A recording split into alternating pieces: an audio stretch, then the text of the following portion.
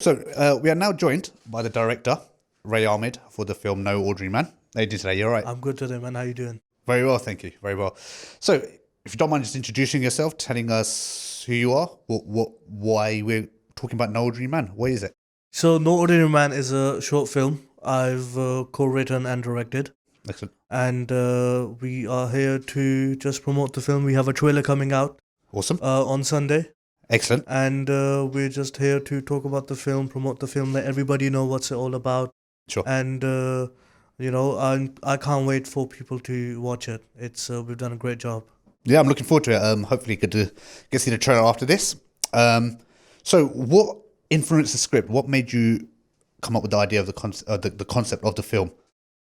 The concept of the film, the idea of a film was my co-writers, Lucas. He gave me the idea about an assassin having to face, this kind of a dilemma, where he has to choose between, two of the most important things, and it's a life and death situation, basically. Sure. But when I took over the script and asked Lucas if I can just have a crack at it and adapt it to my style of writing, Yeah. which is non-linear, which is lots of dialogues, longer scenes, and as a writer, I just bring myself into the script. Being a Muslim myself, I made the main character Muslim. You don't see in a lot of movies, you don't see Muslims kind of be the main characters of movies. Sure.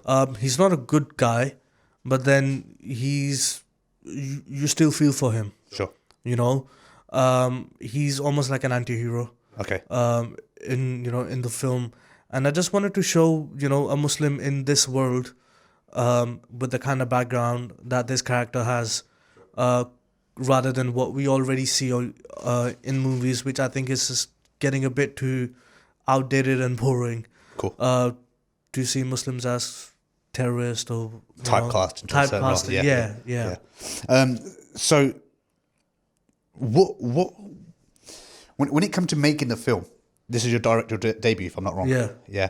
What were the challenges coming up as a director, working with people that have already been working in the industry, and now you've stepped in? A lot of the guys said that you've been quite open and collaborative. I mean, what was your experience working with on your first project? Great bunch of people, and you initially come in with these thoughts that these guys are established, they've done stuff, they've been on sets, Yeah. and you think how that relationship is going to be, but I think everybody kind of just gave me that respect of the director. Sure. And was very open to feedback, criticism, and at the same time, I think filmmaking is a collaborative process. Of course. Your team makes the movie, you don't alone make the movie. So I'm always kind of going back to them, asking them what they think about particular take, shot, Sure.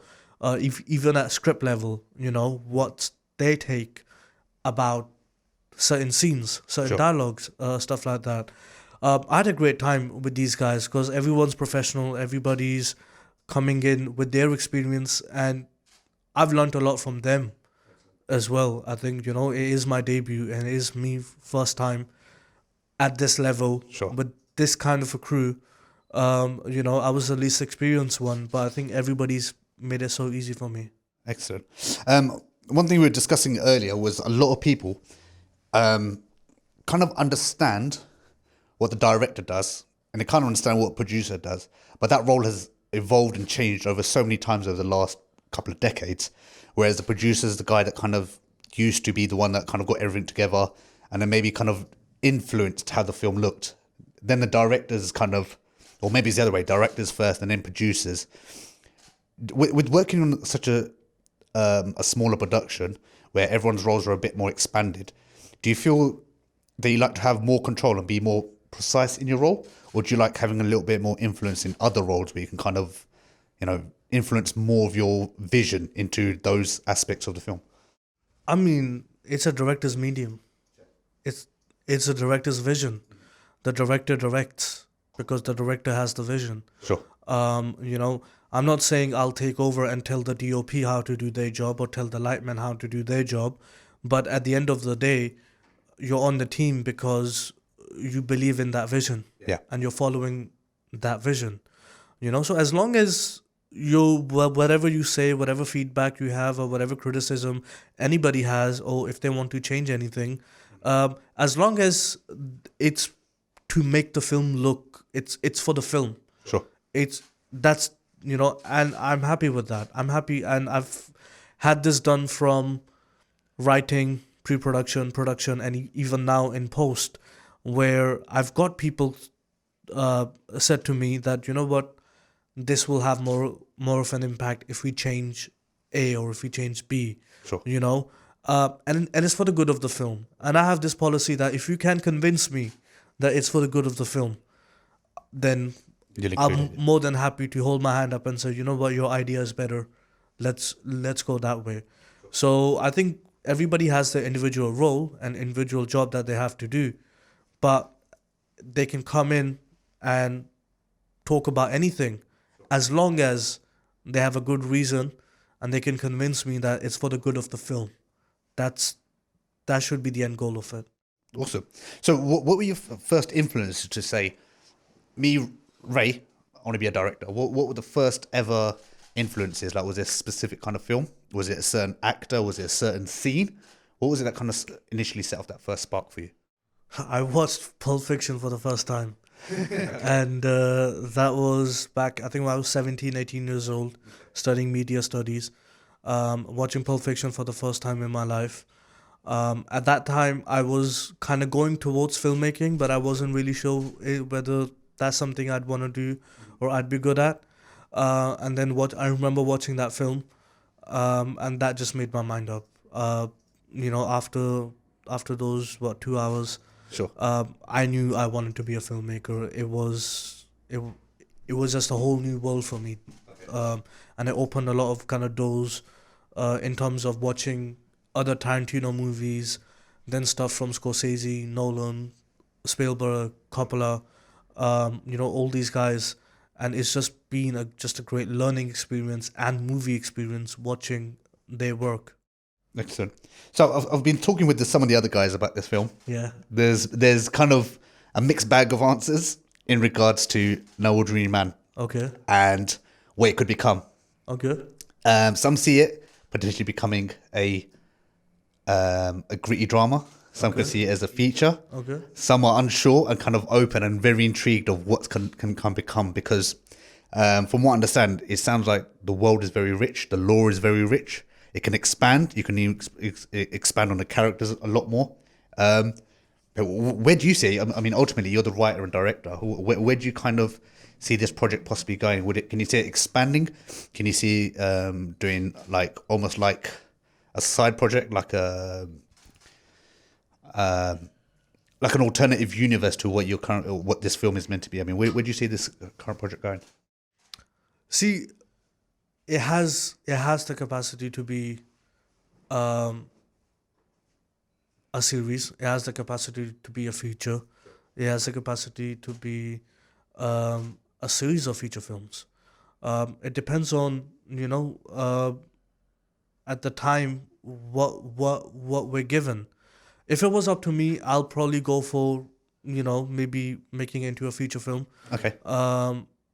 That's because the story that I have in my mind that kind of takes this forward is more suited for a feature film rather than a TV series.